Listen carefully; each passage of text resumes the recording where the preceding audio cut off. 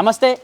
నిన్న మంగళవారం నుంచి రాత్రి నుంచి మొదలుకొని ఈ రోజు వరకు కూడా మోస్తరు వర్షాలు కురుస్తున్న పరిస్థితి. దీనికి సంబంధించి ఈ హైదరాబాద్ వ్యాప్తంగా కావచ్చు, ఈ జిల్లాలో ఏదైతే తెలంగాణ జిల్లా వ్యాప్తంగా కూడా ఆరెంజ్ మరియు రెడ్ జోన్లో అలర్ట్ చేశారు. దీనికి సంబంధించి రెడ్ జోన్లో అలర్ట్ చేసిన ప్రాంతాల్లో ఇటు ఆదిలాబాద్, ఖమ్మంతో సహా మిగతా కొన్ని జిల్లాలు కూడా ఉన్న పరిస్థితి. ఎక్కడైతే లోతట్టు ప్రాంతాలు ఉంటాయో అక్కడ ఖచ్చితంగా జాగ్రత్త ఉండాలని చెప్పేసి కూడా ప్రజలకు వాతావరణ శాఖ హెచ్చరిస్తూ ఉన్న పరిస్థితి. దీనికి సంబంధించి అయితే దాదాపు 64 కిలోమీటర్ల మేర వర్షాలు అయితే ఋతుపవనాలు అయితే కురుస్తున్నట్టుగా కూడా వాతావరణ శాఖ చెప్తా ఉంది. దీనికి సంబంధించి వారం రోజుల నుంచి కూడా హైదరాబాద్లో కావచ్చు, ఇటు తెలంగాణలో కూడా వారం రోజుల నుంచి కూడా చాలా ఇటు ముసురు వర్షాలు కురుస్తున్న పరిస్థితి. దీనికి సంబంధించి ఆ ఊరిలో కూడా రైతులు కరెంటుల దగ్గర కూడా జాగ్రత్త ఉండాలి. కరెంటు స్తంభాలను పట్టుకోవడం, లేకపోతే ఇప్పుడు ఈ టైంలో కూడా పిడుగులు ఎక్కువ పడే అవకాశం ఉంది కాబట్టి ఆ పిడుగులు పడకుండా కూడా జాగ్రత్తలు వహించాలి అని చెప్పేసి ఏదైతే జాగ్రత్తలు ఉంటాయో ఊరిలో సెల్ ఫోన్స్ బయట వర్షం పడుతున్నప్పుడు సెల్ ఫోన్స్ వాడడం, లేకపోతే కరెంటు మీటర్స్ దగ్గరికి వెళ్ళి ఇట్లాంటివి కూడా కొంచెం తగ్గించుకోవాలని చెప్పేసి రైతులు ఖచ్చితంగా జాగ్రత్త ఉండాలి. ఎందుకంటే ఇప్పుడు పంటలు వేసే సీజన్ కాబట్టి, వరి పంటలు వేసే సీజన్ కాబట్టి ఈ టైంలో ఖచ్చితంగా కరెంటు దగ్గరికి వెళ్ళకుండా ఖచ్చితంగా జాగ్రత్తలు తీసుకోవాలని చెప్పేసి,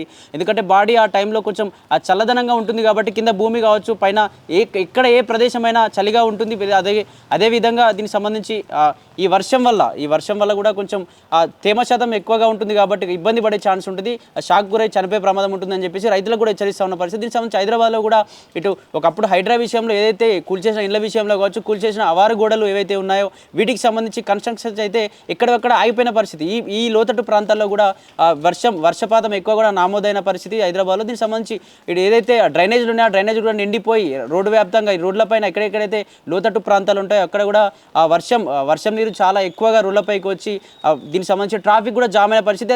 సైబరాబాద్, అమీర్పేట కావచ్చు, దీనికి సంబంధించి పెద్ద ఎత్తున కూడా ట్రాఫిక్ జామ్ అయిపోయిన పరిస్థితి. ఎందుకంటే లోతట్టు ప్రాంతాల్లో వర్షం ఎక్కువగా నిలిచిపోవడం వల్ల అక్కడ బైక్స్ పైన వస్తున్నటువంటి సిబ్బంది కావచ్చు, స్కూటీలు అవి వాడే వారికి వాళ్ళ బైక్స్లో సైలెన్సర్లోకి నీళ్ళు పోవడం వల్ల కూడా ఎక్కువ మంది అక్కడే బైక్స్ ఆగిపోయి ఇంజన్ ట్రబుల్ ఇచ్చిపోయి అక్కడే ఇబ్బంది పడుతున్న పరిస్థితి ఏర్పడతా ఉంది. దీనికి సంబంధించి లోతట్టు ప్రాంతాలు ఏవైతే ఉన్నాయో అక్కడికి వెళ్ళకపోవడమే మంచిది.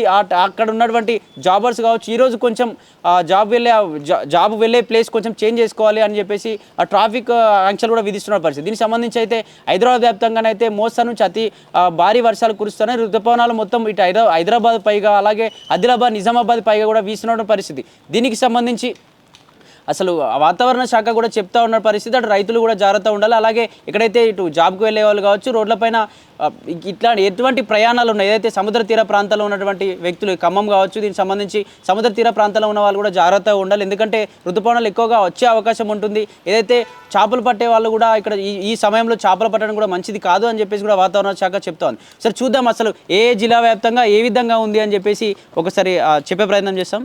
ఇక్కడ ములుగు ప్రాంతం చూసుకున్నట్టయితే ములుగులో జలపాత వరద తీవ్రత ఎక్కువగా ఉండడంతో ఇక్కడ ఉన్న జలపాత సందర్శకులు అనుమతి నిరాకరించిన పరిస్థితి అక్కడ వాతావరణ శాఖ. అలాగే తెలంగాణలోని కేంద్రం ప్రకటించిన 15 నేషనల్ హైవే రోడ్ల విషయాన్ని చూసుకున్నట్టయితే 4 లైన్లుగా విస్తరించినటువంటి రోడ్లు ఈ బోధన్, నిజామాబాద్ ప్రాంతాల్లో 36 కిలోమీటర్ల మేర వర్షం కురుస్తున్న పరిస్థితి. అలాగే హైదరాబాద్, భూపాలపల్లి 26 కిలోమీటర్ల మేర వర్షాలు కురుస్తున్నాయి. అలాగే జడ్చెల్ల, కోదాడ మధ్య చూసుకున్నట్టయితే దీనికి సంబంధించి 219 కిలోమీటర్ల మేర ఋతుపవనాలు వీచే అవకాశం ఉంది. ఇంకా రాబోయే 2-3 రోజులు కూడా అతి భారీ వర్షాలు కూడా ఉండే అవకాశం ఉందని చెప్పేసి కూడా హైదరాబాద్ శాఖ వెల్లడిస్తున్న పరిస్థితి. అలాగే హైదరాబాద్ ఔటర్ రింగ్ రోడ్ నుంచి మెదక్ వరకు కూడా 63 కిలోమీటర్ల మేర వర్షాలు కురుస్తున్నాయని చెప్పేసి కూడా చెప్తున్నారు. అలాగే పరకాల నుండి భూపాలపల్లి చూసుకున్నట్టయితే 61 కిలోమీటర్ల మేర వర్షాలు కురుస్తున్నాయని చెప్పి, అలాగే కళ్యాణ్, నిర్మల్ నుంచి 53 కిలోమీటర్లు, నకిరేకల్, అలాగే ఖమ్మం, వరంగల్ నుంచి 119 కిలోమీటర్లు, ఇలా ఈ విధంగా ఒక్కొక్క జిల్లా నుంచి ఒక్కొక్క జిల్లా వరకు దాదాపుగా 63 కిలోమీటర్లు, అంటే లాస్ట్ 63 కిలోమీటర్ల మేర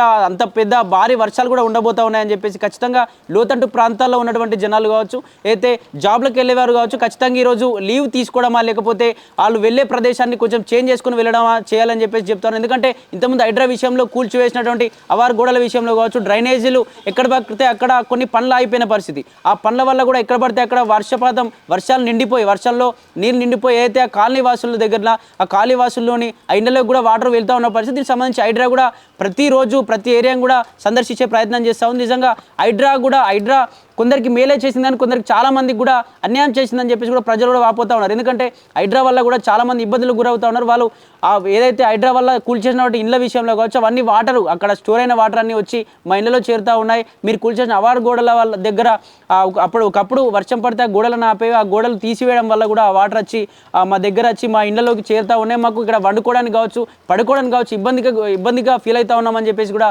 చెప్తున్న పరిస్థితి. మరి చూడాలి, నిజంగా ఇన్ని రోజులు వర్షం పడే అవకాశం ఉంది. దాదాపు వాతావరణ శాఖ అయితే చెప్తోంది నిన్న మంగళవారం నుంచి అయితే ఋతుపవనాలు అయితే తెలంగాణ వ్యాప్తంగా వచ్చాయి. ఖచ్చితంగా రాబోయే 48 గంటలు కూడా వర్షాలు ఉంటాయని చెప్పేసి కూడా వాతావరణ శాఖ చెప్తా ఉంది. మరి నిజంగా 48 గంటలే ఉండే ఛాన్స్ ఉందా? నెక్స్ట్ అసలు ఏం జరగబోతుంది? నిజంగా ఎన్ని రోజులు వర్షాలు ఉండే అవకాశం ఉంది? ఎందుకంటే వర్షాకాలం స్టార్ట్ అయిపోయింది కాబట్టి దాదాపు హైదరాబాద్లో వర్షం అంటే చాలా భయపడాల్సిన అవసరం ఉంటుంది. ఎందుకంటే ఎక్కువగా లోతట్టు ప్రాంతాల్లో నీటిమయం అయిపోయి అక్కడ ట్రాఫిక్ ఆంక్షలు కూడా ఎక్కువగా ఉంటాయి, ట్రాఫిక్ ఇబ్బందులు జరుగుతాయి. అలాగే ఆ ప్రాంతాల్లో కూడా లోతట్టు ప్రాంతాల్లో ఉన్న ఇళ్లలోకి నీళ్ళు వెళ్ళి కూడా అక్కడ పడుకోరాకుండా కనీసం తిండి వండుకోవడానికి కూడా వీలు లేకుండా ఉంటుంది. కాబట్టి మరి ఎన్ని రోజులు ఉండే అవకాశం ఉంది? అసలు నిజంగా వాతావరణ శాఖ మళ్ళీ ఏమైనా మార్పులు చేసే అవకాశం ఉందా? వాతావరణంలో ఎటువంటి ఏమైనా మార్పులు వచ్చే అవకాశం ఉందా అని చెప్పేసి కూడా ఎదురు చూడాలి.